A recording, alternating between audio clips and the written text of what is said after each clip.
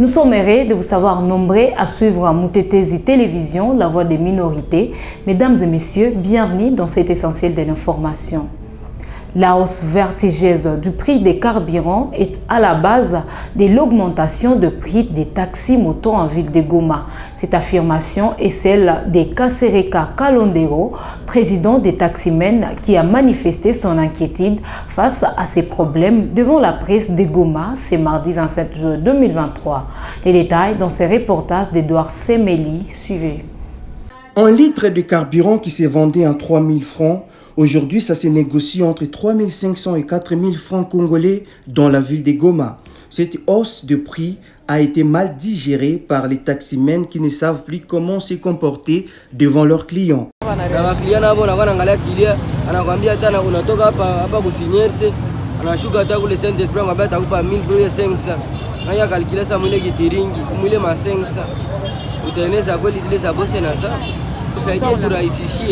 Karibira ikuye kwa wingi shinjo watatufunguzia pia karibira ilipanda depuis juzi.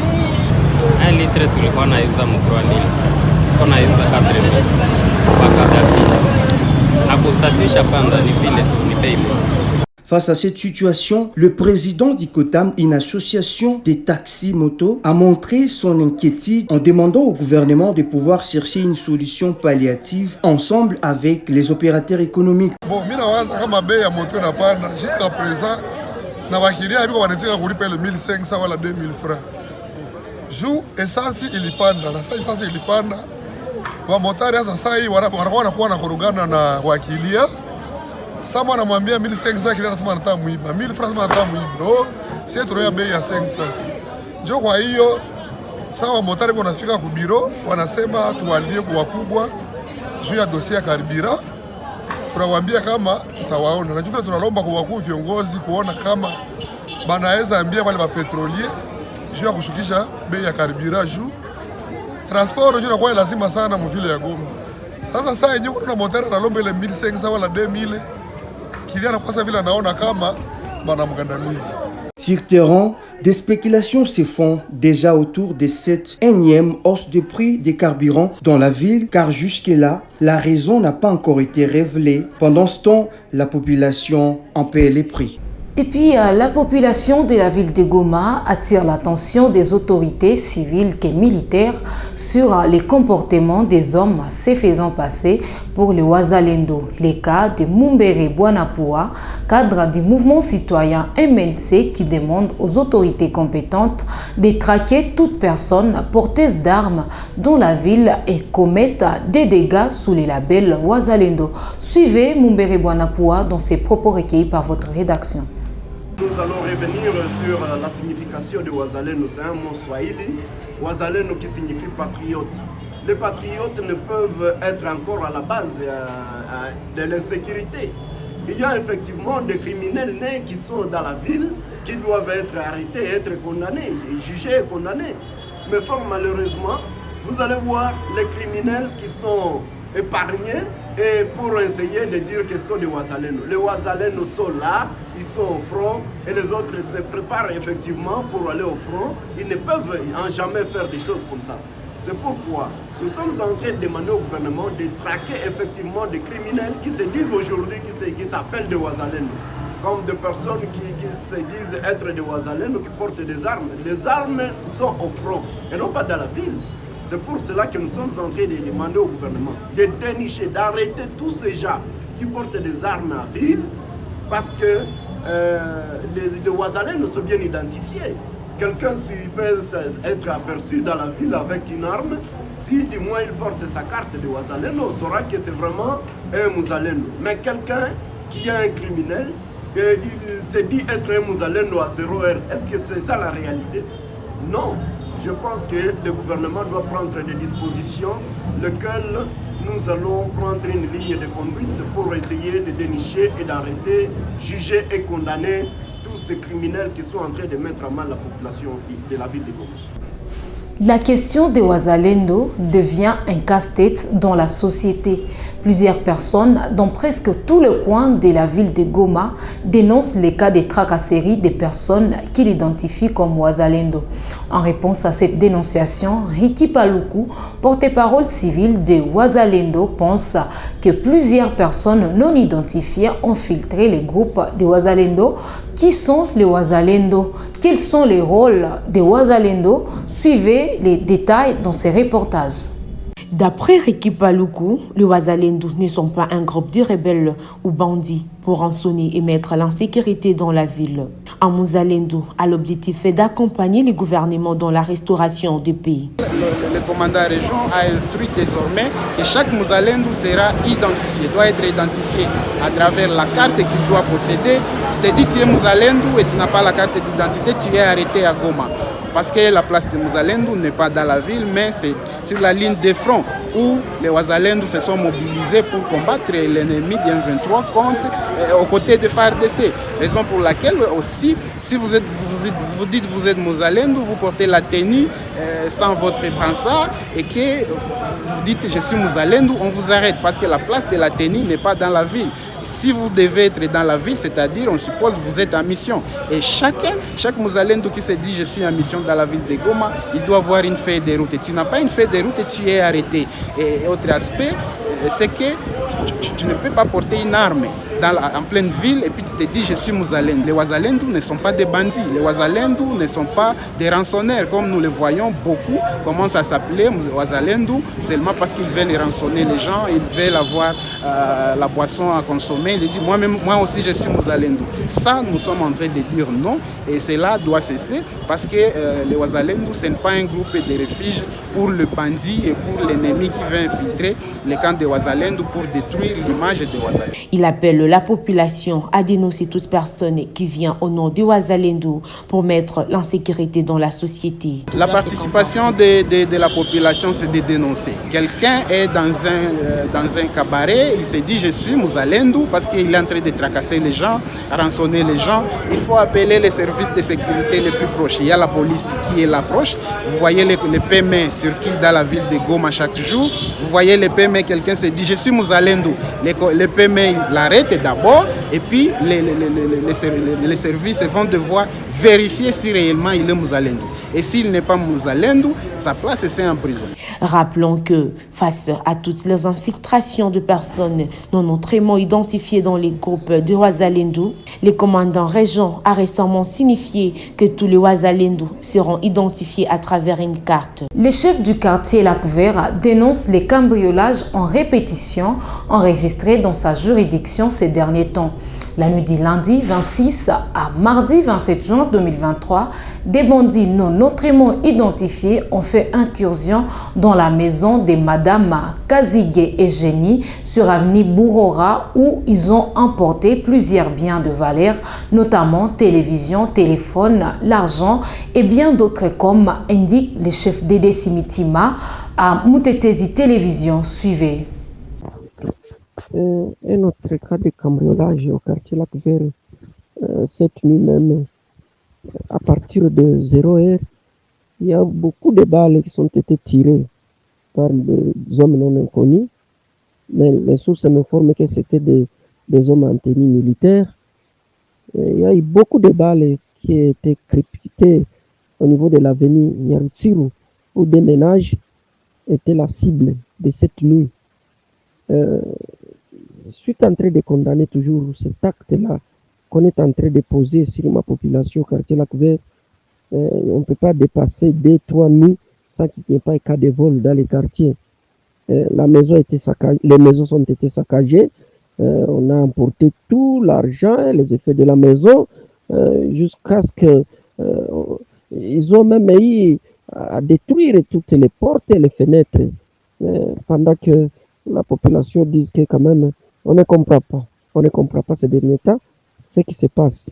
On vient, on vole, il n'y a pas même de suivi, il n'y a pas quoi que ce soit. Donc, je suis en train d'inviter ma population d'avoir la culture de dénoncer dès qu'ils trouvent qu'il y a un mouvement suspect. De la part aussi des autorités, doivent prendre les choses à main. Parce que on en a assez, ça décourage les gens. le développement du quartier. On ne peut plus avoir l'envie de venir rester dans les quartiers pendant qu'il y a toujours des cas de visite la nuit. Je suis en train de demander aux autorités de pouvoir nous aider. Il y a aussi des Senganda qui ne ferment pas la nuit. Ça embrouille beaucoup la population avec la sonorisation, les musiques. Donc c'est compliqué ici au quartier Lac Vert, sur l'avenue Nyarutsiru, en face de l'hôpital communément appelé Women. Donc voilà un peu ce qui nous est arrivé la nuit. Mais j'invite toujours la population d'être toujours soudée, unie. Les patrouilleurs aussi ont le devoir de faire le mouvement dans les quartiers Lac Vert. Vous savez que nous sommes toujours dans les noirs. Il n'y a pas de courant, il n'y a pas quoi que ce soit. Pendant qu'il faisait déjà des semaines qu'une autre maison était toujours envahie par les bandits, les hommes en armes, accompagnés par des civils, nécessairement, jusqu'à citer même les noms de la personne qu'on est venu visiter.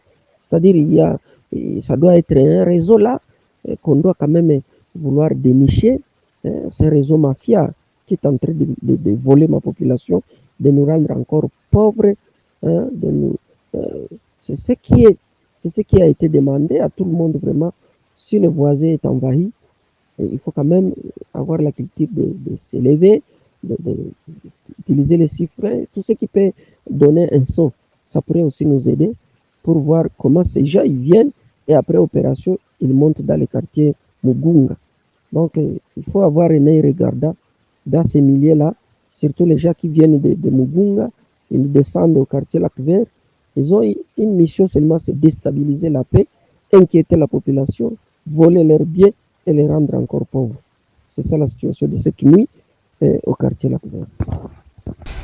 La jeunesse de Mouja lance un SOS aux autorités compétentes pour leur venir en aide. Certains jeunes rencontrés sur place témoignent que le chômage exagéré de leur côté pousse nombreux d'entre eux à se livrer à des actes créant l'insécurité dans ces coins du territoire de Nyiragongo. Ils se livrent au vol de plusieurs biens dont les produits champêtres pour se trouver un moyen de vivre. Christian Katabana Hamouli, président de la jeunesse du dit village, souhaite voir cette question être prise comme une urgence pour finir ces fléaux. Suivez-les dans ses propos recueillis par Modeste Rwanika. Si la jeunesse, tunakosa kazi. Njo shida. Sie tunalomba nye kome batolite batusaidie kwa wakati yenye ukipatia jeunesse kazi hawezi enda nyanyasa.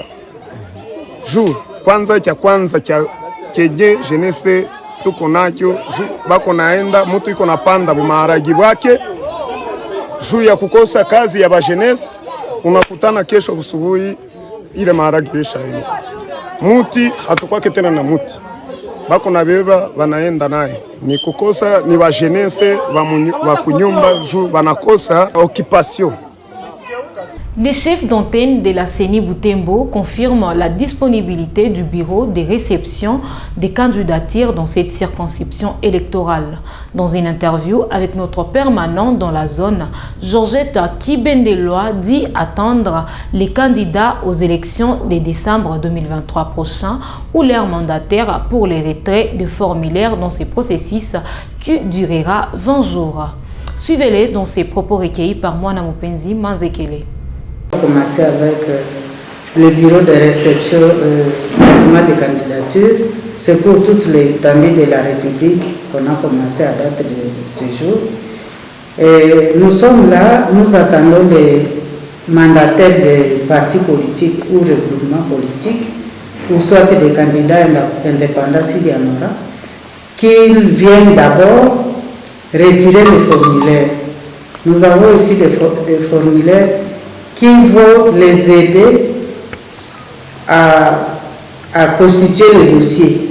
Donc, ces formulaires donnent des orientations pour dire voilà, pour que le dossier soit accepté, voilà les éléments qu'il faut. Ce matin que nous sommes là, il y a certains qui sont venus déjà demander des renseignements, c'est bon. Nous sommes là, qu'ils viennent, qu'ils n'hésitent pas, qu'ils n'attendent pas les derniers jours. Et l'opération va durer 20 jours. C'est du 26 au 15 C'est du 26 juin au 15 juillet. Clôturons cet essentiel de l'information avec cette bonne nouvelle pour la jeunesse de la ville de Goma.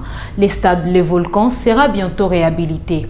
Cette nouvelle est donnée ce mardi 27 juin 2023 par la division provinciale des sports et loisirs. Situation que la jeunesse de la ville acclame et appelle les autorités à la concrétisation de ces projets. Suivez les détails dans ces reportages. Pourtant, l'un des stades parmi les plus connus de la province Nord Kivu, le stade Le Volcan, était pendant longtemps délaissé et présentait déjà un état de délabrement très avancé. Le gouvernement congolais, via la division provinciale du sport et loisirs, avec ses partenaires, ont décidé finalement de sa rénovation. Cette maquette présentée par les gestionnaires du stade montre l'image qu'aura ce patrimoine de l'État au profit de la jeunesse. Il revient ici sur la durée des travaux, les financements et l'impact de ces projets sur la jeunesse gomatracienne et de la province Nord Kivu. Nous avons songé avec les chefs de division qu'on peut déjà améliorer, reconstruire, comme nous avons trouvé un partenaire qui a les soucis de la jeunesse. Et maintenant, le partenaire a accepté d'accompagner le gouvernement national et provincial pour la reconstruction de ces stades. Le budget s'élève à 913 000 $. Or, les travaux prennent 3 ans. Ça reste pour la jeunesse. Les jeunes de Birere, les sportifs et habitants de Goma remercient les partenaires financiers de ces projets ainsi que la division provinciale du sport et loisirs pour son implication dans la cause juvénile. Ni furaha sana. Kasereka Muhindo, Mungu mbariki, na wale washefu wote Mungu wabariki. Ni raha sana na shukrani sana. Sio wakati tulikuwa tunacheza kabumbu humu tulikuwa tunaanguka humu majiwe. Leo tunaona development makete kila kitu yote Mungu wabariki. Na tunafurahi sana. Paske na kitu ndasema tena sisi watoto wa Goma sie bote sawa na tufanyia bijou kwa tunaiproteger, tunaichunga. Paske sisi tuko tunaenda na wengine watakuya wanaturamplacer. La rénovation du stade Les Volcans va sûrement impacter positivement sur les sports, l'encadrement des jeunes et l'embellissement de la ville, ont laissé entendre certains passants qui ont salué l'initiative. Et c'est la fin de cet essentiel de l'information, mesdames et messieurs. Merci à vous de l'avoir suivi.